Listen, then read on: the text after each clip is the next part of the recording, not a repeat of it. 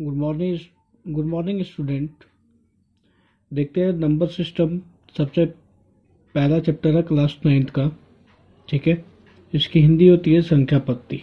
इसमें कुछ टॉपिक है वो क्लियर कर लेते हैं। सबसे पहला टॉपिक आता है आपका लाइन नंबर यानी कि संख्या रेखा। दूसरा आता है नेचुरल नंबर यानी कि प्राकृत संख्या। तीसरा आता है होल नंबर यानी कि पूर्ण संख्या। चौथा आता है इंटीगर यानी कि पूर्णांक। पूर्णांक जो होते हैं वो एक होता है, आप देख सकते हैं, नेगेटिव इंटीजर, और दूसरा होता है पॉजिटिव इंटीजर। इसको हम बाद में क्लियर करेंगे। सबसे पहले आप क्लियर करते हैं यहाँ पे संख्या रेखा। ये होता है आपका संख्या रेखा, इस तरह से प्रदर्शित करते हैं। ठीक है, बीच में आपका 0 अंकित करते हैं और इधर आपका जैसे मान लीजिए कि 1/2, 2/2, 3/2 ये पॉजिटिव होता है और इधर होता है आपका निगेटिव, जैसे -1/2, -2/2, -3/2। इसी को बोलते हैं संख्या रेखा। शॉर्ट में मैंने बताया समझने के लिए, संख्या रेखा पर ये जितने भी हैं परिमेय संख्या है उसको प्रदर्शित करते हैं। ठीक है, अगला पॉइंट क्लियर करते हैं अब नेचुरल नंबर, जो कि एकदम शॉर्ट में समझने की कोशिश करेंगे। जैसे 1 से लेके, ठीक है, 2, 3, 4, ये इन्फिनिटिव होता है, अनंत होता है। ये आपका होता है नेचुरल नंबर। ठीक है, अब उसके बाद क्लियर करते हैं। उसके बाद आता है आपका नेचुरल नंबर के बाद होल नंबर, होल नंबर्स यानी कि पूर्ण संख्याएं। जैसे मान लीजिए पूर्ण संख्या में आपका आ जाएगा 0 से लेके 1, 2, 3, 4, ये भी इन्फिनिटिव होता है। ये आपका होता है होल नंबर्स। उसके बाद आता है इंटीगर। ठीक है, इंटीगर, ये इंटीगर जो होते हैं 2 टाइप के होते हैं। ठीक है,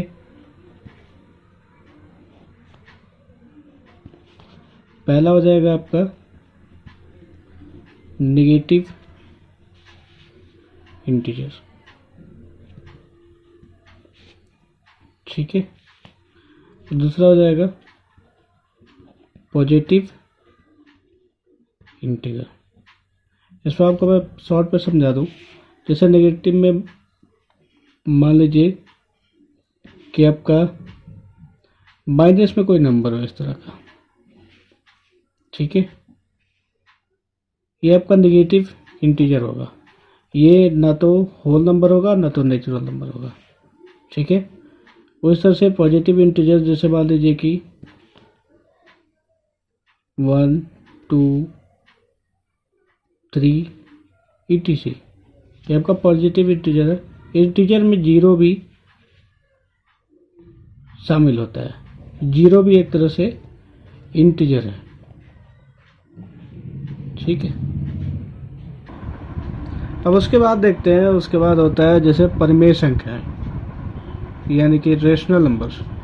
जो संख्याएं p/q के रूप में होता है, जहां जो कि q यानी कि इसका डिनोमिनेटर, ठीक है, जिसको हर बोलते हैं, 0 के बराबर नहीं होता है।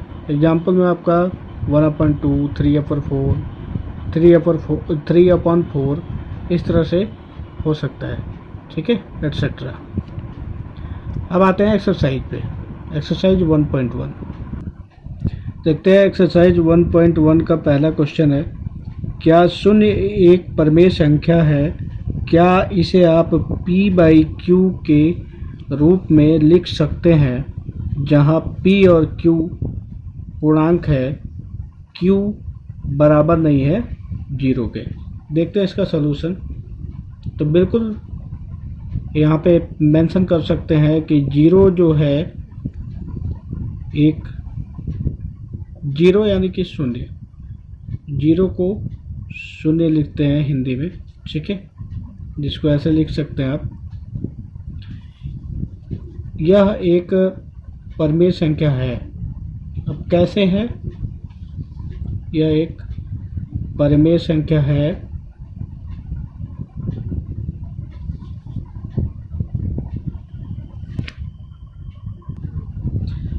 इसको हम p बाई क्यू के रूप में लिख सकते हैं। जैसे कि मान लीजिए p बाई क्यू के रूप में लिखने का मतलब, जैसे मान लीजिए जीरो है, ठीक है, जीरो को p बाई क्यू के रूप में कैसे लिखेंगे? 0/1, 0/2, 0/3 एटसेट्रा, ठीक है। इसलिए ये साबित हो गया कि जीरो जो है यानी कि शून्य जो है, ठीक है, यह एक रेशनल नंबर है। क्या है ये?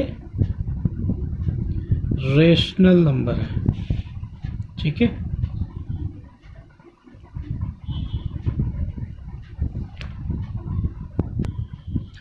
जहाँ पे p और q एक पूर्णांक है, ठीक है, और q बराबर नहीं है जीरो के। क्लियर? चलिए अब बात कर लेते हैं क्वेश्चन नंबर 2, ठीक है। क्वेश्चन है 3 और 4 के बीच में 6 परमेय संख्याएं ज्ञात कीजिए, ठीक है। इसका सॉल्यूशन कैसे करेंगे? तो सबसे पहले आप देखेंगे 3 एंड 4 है, तो इसको आप चाहे तो आप ऐसे भी लिख सकते हैं 3/1 एंड 4/1, ठीक है।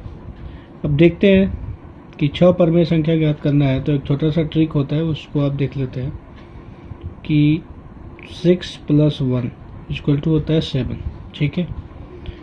अब 7 से क्या करेंगे कि इन दोनों परमेय संख्याओं में अंश और हर यानी कि न्यूमरेटर और डिनोमिनेटर में दोनों में मल्टीप्लाई करेंगे। देखते हैं कैसे। 3/1 multiply by 7 and 4/1 multiply by 7, ठीक है जी। ये हो गया आपका।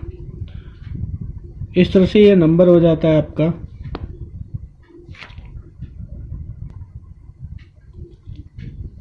इसको मल्टीप्लाई करेंगे तो हो जाएगा आपका 21/7 एंड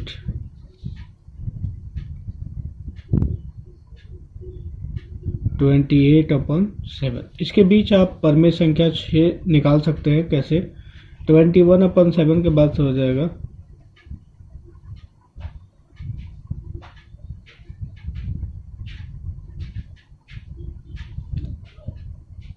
22/7, 23/7,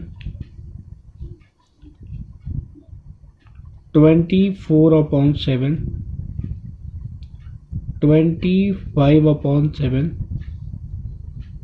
26/7,